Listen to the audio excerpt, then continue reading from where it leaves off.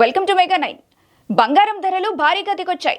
గత కొన్ని వారాలుగా పరుగులు పెడుతూ వచ్చిన గోల్డ్ రేట్ ప్రస్తుతం శాంతించింది. వరుసగా 4వ రోజు బంగారం ధరలు తగ్గుముఖం పట్టాయి.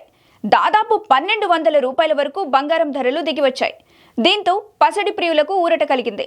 బంగారం కొనాలని చూస్తున్న వారికి ఇది గుడ్ న్యూస్ అని అనుకోవచ్చు. ప్రస్తుతం హైదరాబాద్లో 200 రూపాయలు ధర తగ్గగా 22 క్యారెట్ల బంగారం ధర తులం 79,400 రూపాయలకు చేరింది. ఇక ఇదే సమయంలో 24 క్యారెట్ల గోల్డ్ రేట్ తులం 86,620కి దిగొచ్చింది. ఇక వెండి రేట్లు స్థిరంగానే ఉన్నాయి. హైదరాబాద్ నగరంలో కేజీ సిల్వర్ రేట్ 1,05,000గా ఉంది.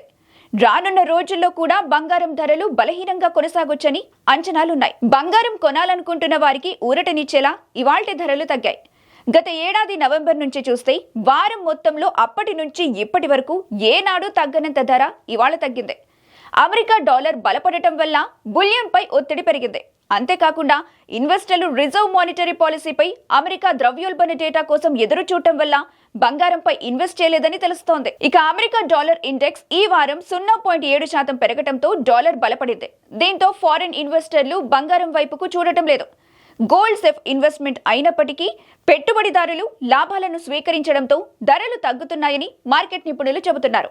అమెరికా అధ్యక్షుడు డొనాల్డ్ ట్రంప్ మెక్సికో, కెనడా నుంచి దిగుమతి చేసుకునే వస్తువులపై 25% టారిఫ్లు, అలాగే చైనా ఉత్పత్తులపై అదనంగా 10% డ్యూటీ ఛార్జీలు ప్రకటించారు. ఇది మార్చి 4 నుంచి అమల్లోకి వస్తుంది. దీంతో డాలర్ బలపడటంతో బంగారం ధరపై ప్రభావం పడింది.